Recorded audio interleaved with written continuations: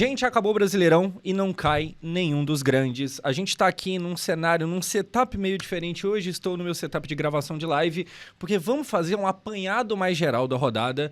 Normalmente eu falo do Vasco e aconteceu isso e aquilo ali e ignoro todo o resto. Hoje não tem como, tem todo o rolê do rebaixamento, tem um Neymar no Santos que precisa ser comentado, o Santos não cai, como eu falei, nenhum dos grandes caem. Enfim, a gente vai fazer um apanhado mais geral. Por quê? Porque para começar aqui, e como eu falei, eu tô aqui no meu setup de gravação de live, o que fez já inicialmente eu ignorar um pouco o jogo do Vasco, apesar de que eu vi aqui numa segunda tela? Basicamente, isso aqui. O Vasco veio com um time praticamente que todo reserva, porque todo mundo sabe que a gente tinha a Copa do Brasil para jogar e o foco tá todo na Copa do Brasil, apesar de que no Campeonato Brasileiro o time do Diniz é ridículo. Falando em ser ridículo, olha, distribuído em campo esse time aqui. Gente, graças a Deus que isso aqui é um time reserva. Caso não fosse, é um time que na Série B sofre, tá ligado? De tão ruim que é. Principalmente se você olhar essa linha defensiva aqui, Vitor Luiz, Lucas Freitas, Lucas Oliveira e Tietê de lateral. E aí vamos acrescentar essa linha de 4, o quinto homem, Daniel Fusato, goleiro reserva, que, graças a Deus, praticamente nunca joga, porque o Léo Jardim não dá espaço pra ele, e que bom. Cara, o jogo do Vasco já todo mundo imaginava que seria ruim, tá ligado? Agora, de ruim pra péssimo, existe uma diferença. Ruim a gente já sabia que seria. Mas aí o Hugo Moura, ele vai lá e ele toma um vermelho porque... Por que não, né? Assim, já tem tudo para dar bosta, por que não ganhar um vermelho e não só perder o jogo, mas ser humilhado? Por que não? Por quê? Enfim, o Hugo ele poderia ter pensado, considerado isso aí e tal, mas aí talvez eu esteja querendo demais exigir que ele corra e pense ao mesmo tempo. Vamos lá. Do outro lado, lá na Vila Belmiro, que entrava com pouca chance de ser rebaixado, é verdade, mas ainda tinha uma chance diferente da gente, o Santos, do tal do Neymar, veio a campo com esse time aqui. E aqui tem um detalhe que é o Careca Tassiano. E por que o Tassiano estava titular? Porque ele tá jogando muita bola e o Vojvoda não consegue imaginar o time sem ele? Não. O Tassiano, ele fez um ano todo muito ruim, ele foi comprado a preço de ouro e não deu certo. Então, o Santos, assim como o Vasco, é um time que não tinha muito orçamento. E quando foi gastar o pouco orçamento que tinha, quase tudo, num tiro só, numa bala só, cara, tem que ser esse cara aqui. Esse cara foi o Tassiano, que não surtiu efeito. Porém, hoje, vocês viram ali, ele aparece no time titular porque... Afinal de contas, se ele tá tão ruim, se ele tá tão mal, por que ele jogou de titular? Porque o Lautaro Dias, que pertence ao Cruzeiro, pra jogar, teria que ser pago uma multa, e aí parece que é 1 milhão e algumas coisas, e aí o Santos viu, tipo assim, pô, não vou, né? 1 milhão? Lautaro Dias? Um dia só? Não, mete o Tassiano aí. E aí, cara, acabou que o Tassiano foi um destaque do jogo, porque hoje, num momento também muito importante, apesar de que é verdade que o Santos entrou sem tanto perigo assim, apesar de existir um perigo, mas hoje, num dia chave, o Tassiano vai lá e joga muito bem. E aí, falar de Santos, a gente tem que falar, obviamente, dele, Neymar. O Neymar é titular mais uma vez, depois daquela notícia de que provavelmente não jogaria mais nesse ano. Mais uma vez ele joga e mais uma vez ele é muito importante. E aí, um dos tópicos desse vídeo aqui, eu já te adianto que vai ser o seguinte: dá pra dizer que o Neymar salvou o Santos do rebaixamento? Eu acho que sim. E eu te falo por quê. O Neymar não fez um ano inteiro muito bom. O Neymar, de certa forma, decepcionou. Principalmente se você desconsiderar, sei lá, os últimos 3, 4, 5 jogos. Ele decepcionou. É claro que nem tudo é culpa dele, porque ele machucou bastante. Tem coisa que, né, você não escolhe machucar ou não. Mas fato é que, apesar de ter havido uma decepção em quase o ano todo, quando a coisa apertou, quando o perigo se mostrou mais real, que foi nessa reta final, ele, na base do sacrifício, foi lá, entrou em campo, que pro Neymar é um tópico, ele tá jogando ou não, ele estava e resolveu. Então, assim, o Neymar hoje, por exemplo, ele não termina com gols, mas como eu falei, eu fiquei dividindo minha atenção em vários jogos aqui, eu tava com mais de 2 telas, tá ligado? Eu não gosto de fazer isso porque você acaba tentando prestar atenção em 3, não prestando atenção de verdade em nenhum, mas hoje não tinha como, eu tava tentando acompanhar muita coisa ao mesmo tempo. O Neymar joga bem, apesar de não fazer o gol. Mas, antes da gente falar do jogo do Santos, a gente vai nesse bate e volta, como eu falei, o modelo do vídeo de hoje tá um pouco diferente. Entre os times que eu estava acompanhando, Vasco, Santos e o jogo do Internacional, o primeiro aconteceu alguma coisa, é o jogo do Vasco. E aí você fala, tá, quem do Vasco que fez gol? Daqueles vários jogadores maravilhosos que eu vi na escalação, quem que foi o que fez gol? Foi o Júnior Alonso, do Atlético Mineiro. E aí como é que começa, como é que é esse gol aqui? Olha só, uma bola chutada dentro da área. O goleiro defende, bate, rebate, o Rony rola pra trás e aí o Júnior Alonso vai lá e faz um 1-0, sai comemorando e tal. E aí, gente, o que dá pra gente falar aqui? Na calada da noite, todo mundo já desconfiava, pra não falar sabia, que o Vasco provavelmente perderia esse jogo. Por quê? Porque o Vasco entrou reserva. E aí, pra quem não tá sabendo, por que o Vasco entrou reserva? Por que o Vasco se colocou nesse perigo de ser goleado mais uma vez? A goleada tem muito a ver com o vermelho. Mas por que o Vasco entrou reserva? Por causa da Copa do Brasil. E aí a gente vai ter que falar de Diniz daqui a pouco, se eu acho que fica ou não. E eu acho que tá meio óbvio qual será a minha opinião. Pra mim, não deveria ficar pro ano que vem. Mas enfim, ele opta, não só ele, mas muitos dos times que estão na Copa do Brasil, eles fazem essa escolha de meter o time todo reserva pra focar na Copa do Brasil. Até porque o Vasco ele ficou com 45 pontos, que é a famosa nota de corte para não cair para a Série B, mas estava ali no limite. Porém, a gente entrou para a rodada de hoje sabendo que, independente do que acontecesse, a gente não seria rebaixado, a não ser que tivesse um monte de goleada e tal. Ou seja, era praticamente impossível o rebaixamento. Então, por isso, a gente se dá o direito de entrar com o time reserva. Porém, sendo o Vasco da Gama, a gente... Você vê que o Vasco tá na merda quando você é obrigado a comemorar o fato de, na última rodada, mesmo que a gente perca, a gente não cai. Que bom, né? Porque tem ano que nem isso. O Vasco tá na bosta. Assim, o que eu tô falando aqui não é surpresa pra ninguém, não é novidade pra ninguém. O Vasco ter que se alegrar com tão pouco, o torcedor, a gente ter que se alegrar com tão pouco, é de uma pequenez que não condiz com o tamanho do time, tá ligado? Mas isso é o que a gente tem vivido hoje por causa de muita coisa do passado e de hoje também, que tem erro acontecendo até hoje. E, por exemplo, o Diniz talvez seja um dele, porque o Diniz vai ficar, eu não duvido. E aí já mostra que tem toda uma estrutura errada. Mas enfim, a gente já começa perdendo o jogo. E aí, até então, a gente ainda estava naquela de vamos ver o que acontece nos outros jogos. O Santos, se por acaso contra um Cruzeiro também reserva, também por causa da Copa do Brasil, se o Santos por acaso entrasse num dia ruim e perdesse, ele poderia cair. Só que aí lembra do Tassiano? Ele não só faz um, como faz 2 gols. O Santos do Tassiano, do Neymar, chegam não só ao primeiro, mas ao segundo. E no segundo, a gente tem esse lance aqui, que eu vou até colocar a tela cheia máxima, aproveitar que a gente está aqui no modelo de live. Cara, olha só, o Neymar se movimenta aqui, ele pede a bola e aí ele vai dar de primeira um passe que, olha só, ele joga em cima, ele clareia completamente a jogada numa facilidade. Isso aqui ele faz toda hora, tá? E é por isso que o Neymar, ele é esse cara que a gente trata como fora da curva, porque isso aqui é normal, ele dá um passe, assim, uma clareada muito linda, acho que é o Igor Vinícius que se projeta na frente, cruza na área, Tassiano, segundo gol. Cara, vamos concluir aqui já, a gente tá indo e voltando, mas eu acho que tá ficando legal. Vamos concluir a parada do Neymar. O Neymar foi muito importante pro Santos. Assim, foi o Neymar o ponto-chave pro Santos não cair? Talvez sim, provavelmente sim. Se você pega, por mais que, como a gente falou, teve muitas lesões e tal, o aproveitamento do Santos com o Neymar é mais de 50%, sem o Neymar é menos de 30%. Isso define quem caiu ou não. O Neymar, na reta final, ele danou, ele disparou a fazer gol, a dar assistência, a ser importante. Teve até gente falando que, parece que o Neymar, agora que tá machucado, agora que tá no tal sacrifício, parece que ele tá jogando melhor, mas, cara, eu acho que é só uma coincidência. O Neymar meio que sempre foi isso aí. É verdade que teve um jogo ou outro que ele foi muito abaixo e tal, mas, cara, o ponto normalmente do Neymar não é ele jogar e jogar mal, não é ele estar em campo, porém ir mal. Normalmente o problema é ele não estar em campo. Enfim, nessa reta final, ele é crucial.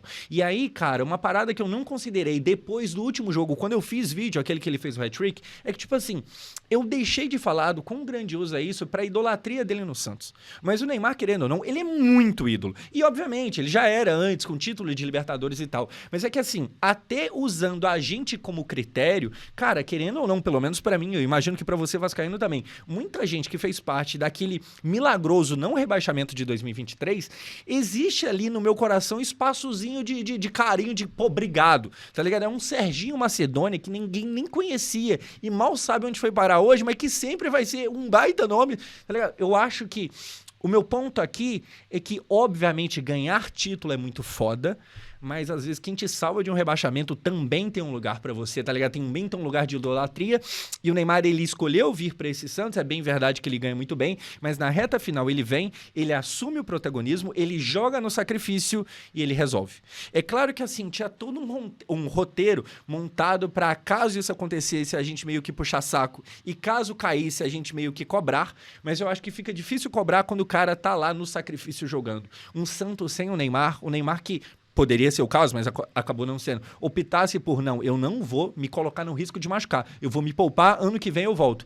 Esse Neymar seria covarde, esse Neymar seria um Neymar que coloca o Santos em segundo plano, não foi o Neymar que a gente viu. O Neymar que a gente viu priorizou e resolveu.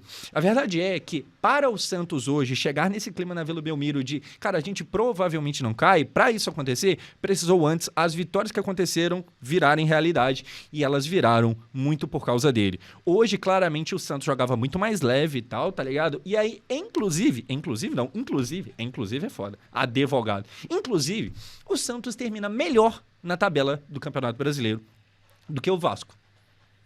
O Santos, que a conversa 2 rodadas atrás vai cair, hein?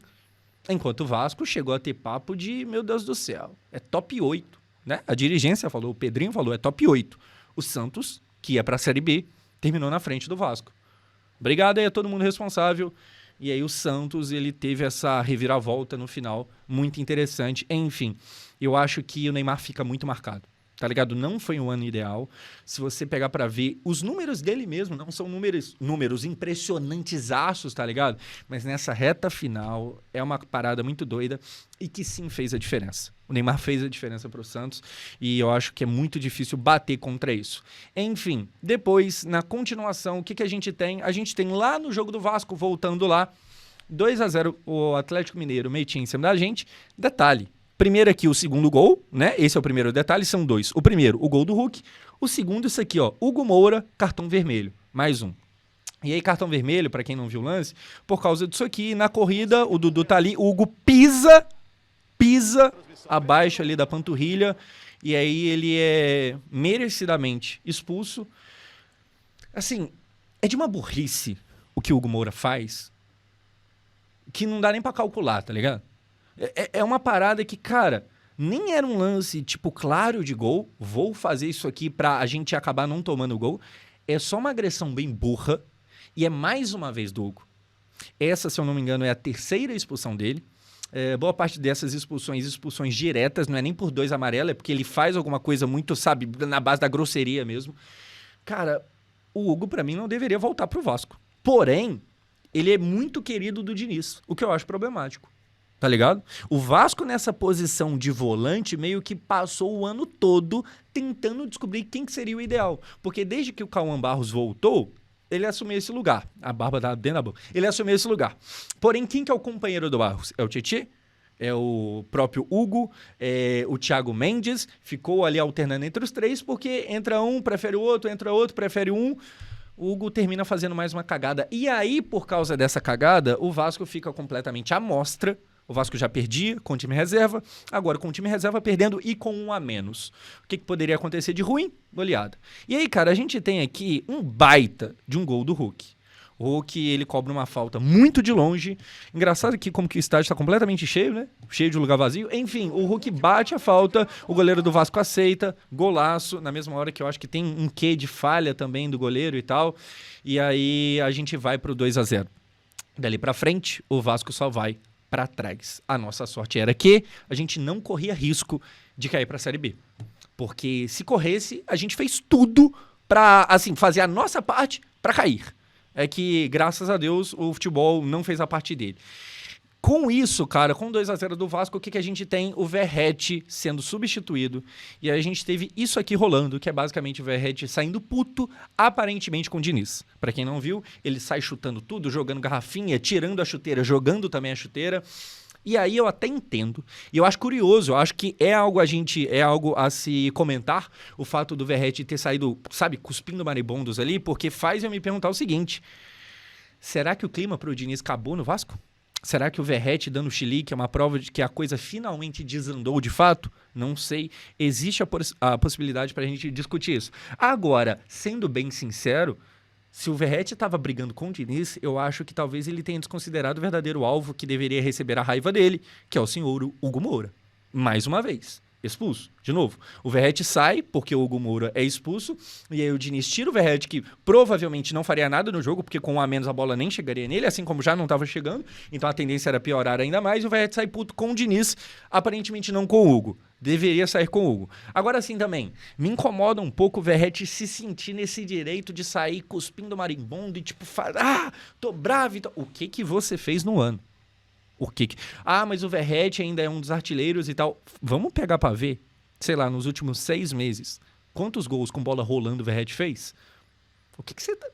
Assim, eu até gosto esse ódio um pouco ao Diniz, porque é um ódio que, né, talvez eu compartilhe um pouco. Mas, assim, quem que é você? Calma aí, calma. E olha que isso aqui pode terminar essa temporada com um baita clima pro Verratti, pra todo o time, porque ainda temos a Copa do Brasil e pode ser que dê bom lá. E aí, sei lá, teríamos um Verratti levantando o troféu e tal. Mesmo assim, a gente ainda tem que pensar, o que é o Verratti? O que ele fez esse ano? Que moral que ele tem pra sair... Enfim, mas isso aí, cara, nada mais é do que sintoma de time todo tumultuado. Depois, o que a gente tem? Gol do senhor Eduardo, a.k.a. Dudu. E aí, o que a gente tem? Isso aqui, ó. O Atlético vem, alguém cai aqui, eu acho que é o Paulinho, absolutamente do nada, não tem nada acontecendo. Caiu, escorregou, a bola é tocada, muito bom passe ali, o Vasco com 1 a menos, Dudu invade a área, o goleiro é uma mãe. 3-0. Assim, os caras na base da tocaiada pra lá e pra cá, com uma facilidade impressionante. Eles chegam num 3. E quem faz 3, às vezes, também faz 4. Aqui, o Atlético toca a bola vem à frente, o Igor Gomes vai olhar dentro da área, cruzamento é feito, e aí chega mais uma vez o Dudu aqui para fazer o 4º gol do Atlético Mineiro. Cara, assim, para voltar a falar do Brasileirão e sair um pouco do Vasco, daqui a pouco a gente fala de Diniz, se deveria continuar ou não, mas nesse momento que o Vasco toma aí o seu 4º gol, acontecia também o 1º gol do Vitória. E aí a gente tinha em paralelo a todo esse rolê, o Internacional, vai cair ou não. Porque querendo ou não, gente, eu acho que não é absurdo dizer que nenhum grande caiu, né? Porque quem caiu é o Fortaleza e Ceará, o Fortaleza até ocupou um lugar muito bom no futebol brasileiro nos últimos anos, mas não dá para tratar de grande seria o Santos ou então o Internacional, graças a Deus a gente não era uma das possibilidades. Enfim, esse gol do Vitória, ele estava colocando o Inter na zona. E aí é muito louco, cara, que não são todos os campeonatos mundo afora que tem na última rodada esse monte de loucura que pode acontecer. O nosso campeonato é muito bom. E poderia ser muito melhor vendido, tá? A gente poderia ter um campeonato ainda mais interessante se a gente conseguisse, sei lá, atrair mais gente para dentro disso, porque o produto em si é muito bom. Como é bom o tal do Campeonato Brasileiro. A gente tem muitas histórias muito fodas acontecendo, como, por exemplo, o Abel Braga, lá no Inter, que chega, que dá uma declaração muito ruim, e aí depois vai meio que se justificar. Ele faz um bagulho que parece cena de comédia, tá ligado? Ele fala, não, gente, como assim que eu sou homofóbico? Meu filho de 19 anos morreu. Como assim que eu sou homofóbico? Mas enfim, na mesma hora que tem isso aqui e tal, ele também tem o direito agora de falar que salvou o Inter. Então são várias histórias muito fodas acontecendo. Eu imagino o quanto que não foi pro torcedor do Internacional agoniante essa rodada final, porque provavelmente para eles foi algo parecido ao pra gente em 2023, que foi aquela agonia de a gente tem que fazer o nosso resultado aqui, mas tem que ver como é que vai ser lá, e aqui às vezes não acontece, e lá tá acontecendo, e blá, blá, blá, blá. O Inter entrou e saiu da zona de rebaixamento, que durante esses jogos agora das 4 da tarde, ele, umas 4 vezes ele entrou e saiu. Que campeonato foda, a gente nunca sabe o que vai acontecer, e aí toda a reta final tava muito legal. Acontece que depois o Inter conseguiu sair, mas não antes disso aqui acontecer. Olha só, mais uma bola dentro da área, chutou, desviou, gol contra, 5º gol do Atlético Mineiro. E aí, cara, a humilhação era tão grande que a gente tinha isso aqui, ó. O Arana é quem dá o chute para a bola depois desviar e entrar no gol do Vasco. Então é um gol contra, nem é um gol feito por um jogador do Atlético Mineiro, mas foi Arana quem chutou aquela bola. Ele sai rindo. Isso aqui é uma mijada na nossa cara.